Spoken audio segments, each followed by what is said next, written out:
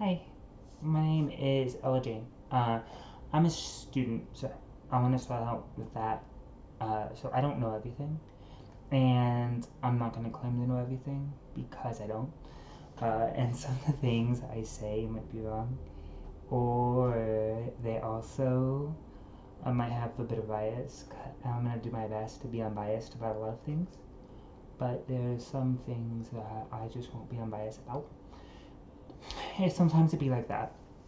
Okay, so I want to talk about identity um, because identity is important, incredibly so. Like to the point where it is making and breaking people. And I've seen a lot of things about people putting others in boxes, and sometimes those boxes, people need to be put in those boxes, but other people don't need to be put in boxes. Specifically, like Kurt Cobain. I've seen a lot of people talk about like how Kurt Cobain is probably trans, and that could be true. I don't know, but also from my understanding of identity, that we'll never know. So it's really nice and cool to think, wow, this person might be trans, this person could be trans, but they're not, because we will never know. They're not here anymore. Um, Same with like people like Marsha P. Johnson and Sylvia Rivera. Um, I know they both identified as drag queens and like transsexuals and stuff like that. Um, and as interesting as it is to think about the fact that they kind of were trans, but it's not within our right as a people to force titles upon things that will never change, and that we can't change. I mean, even Sylvia Rivera said herself that she doesn't want to be put in a box anymore. When the term transgender came, and she was just tired of labels. And like, I get that, and it's unfair and disrespectful to her. She's done so much, so it's important to respect the people in their moments. Um, it's also, I think, the best way to explain it, and I just read a book about this. It's called Odd Girls and Twilight Lovers. It's by Lillian Vardaman. It's really good. Check it out because it's really interesting. But so she talks about how in the early 1800s, late 1800s, sorry, there were lesbians. Um, there was some weird shit, and there were two different uh, spheres, we call them. There's a private sphere, a public sphere. Women were mainly put in the private sphere, so they were locked away in the houses. This is all important, I promise. So they were locked away, so no one can see them. But this also meant that like dating was impossible, and like so how do you find someone potentially and understand someone emotionally while dating, while not being able to date? And the answer is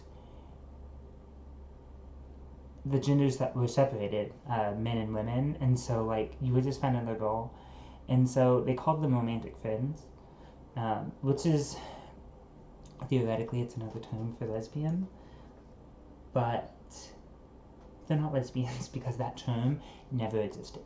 It did not exist at that point in time, and it would be disrespectful to call them lesbians. Um, One of the most coolest and famous romantic friends, in my opinion, is Jane Addams, who founded Whole House. I'm just gonna put that out there because I think she's really neat. Um, but yeah, so when it comes to identity, it's really important to respect the terms and limitations and say the things that we know about those people in respect to when we created those terms. Uh, and so that way, when we talk about them, we can talk about everyone in the context of what mm, words mean and give words the meaning that they deserve.